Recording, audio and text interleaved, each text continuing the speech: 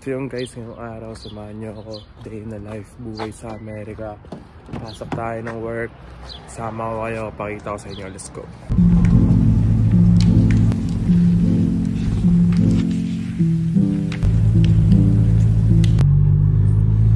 So yun guys, ang pasok ko nga pala is 7 AM to 5:30 from Thursday, no actually from Wednesday to Saturday.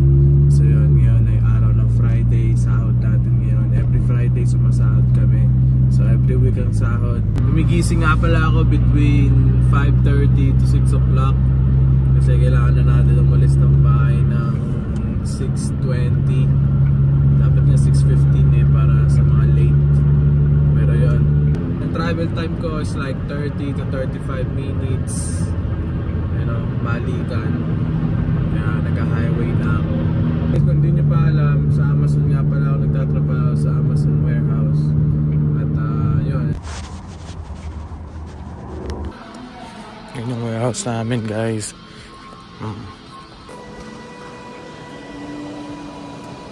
So yun mga kalods, yan na yung dinadrive natin na forklift. Yan yung parang stacker lang yung trabaho ko dito eh. Pero yung harness na yan, sinusuot yan para isabit sa amin. Para kasi isasabit, nakikita nyo yung hook na yun. Diyan namin i-hook yung sa likod. Para pag nalaglag kami, kasi umakit kami ng mga matataas eh, hindi kami mahuhulog ng tuluyan dahil sa hook na yan. Safety yan. So yan, kukuha na tayo ng panibagong cage dyan sa zone natin.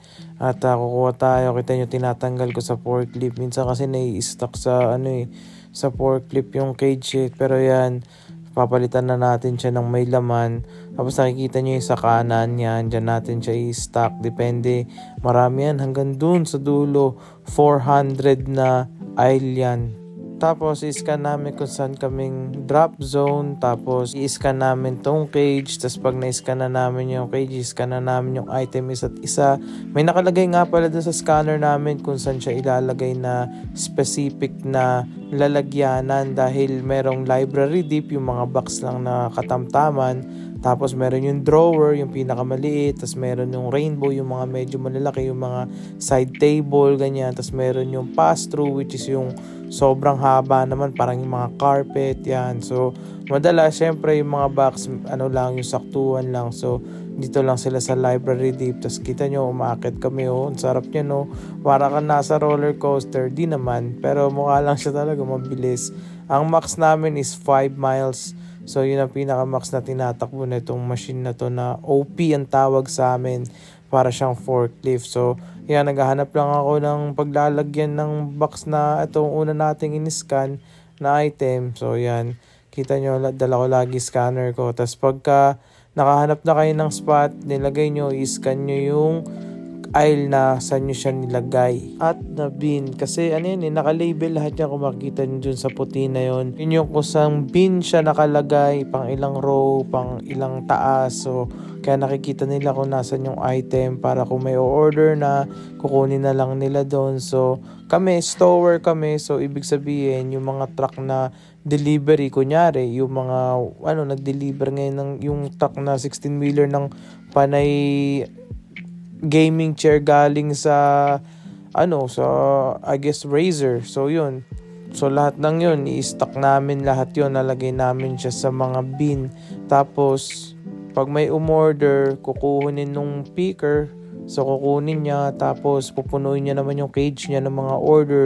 Kami di ba palabas, so puno na yung cage namin. Tapos tatabi namin yung mga item isa-isa. Yung picker naman, nagsisimula sila sa empty kasi sila yung kumukuha ng item. Tapos isasend na nila dun sa isa pang Amazon warehouse. Tapos yung Amazon warehouse na yun ang magdi-deliver sa mga bahay-bahay. So parang yung warehouse namin, stock warehouse lang siya. Tapos pag naubos yung cage namin, pagtas namin sila itabi yung mga box na yun, pupunta ulit tayo dun sa ating zone. Tapos kukuha ulit tayo ng panibago na namang mga cage. So yung mga kalods, break time na natin, no? Tamang chill lang tayo dito sa kotse. Dalawa nga pa rin break time namin. Yung sa amin, isang 9:30, tapos isang 1 o'clock. So dalawang break time, isang bayad, isang hindi bayad. So yung unang break hindi siya bayad kasi nagka-clock out kami. Yung pangalawang break is bayad. So Yan, sad ng katawan ko. Tamang chill lang ako dito sa kotse. Hindi ako nagugutom pag umaga eh. So tamang tubig-tubig lang. Tapos pag nagutom ako mamaya, siguro bili ako ng pagkain. Or ano, kain na lang ako dito. May mga peanuts ako dito, tsaka mga Pringles, yung mga chicha. So pag di ako bumili ng pagkain, yun. Ito yung mga tipong ayaw mong mag-work eh, kasi napakaganda ng panahon, parang gusto mo na lang gumala.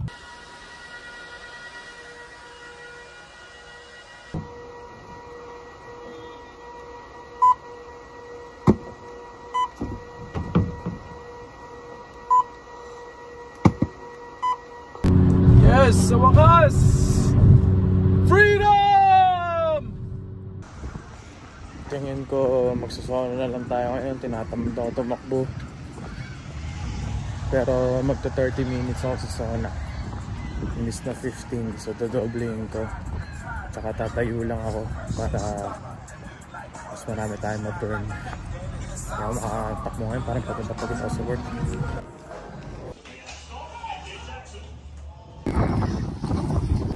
Tayo dito sa Aldi kasi yung girlfriend ko may sinend na picture sa akin na gusto niyang bilhin. Bibilin ko na para sa kanya. Yan.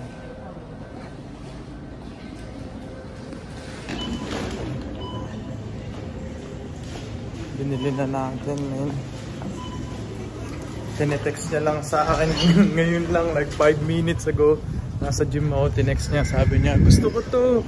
Tapos inulit pa talaga. So yan, binili ko na. Para hindi ka na ano, kiss lang, okay na ako, love. Wow!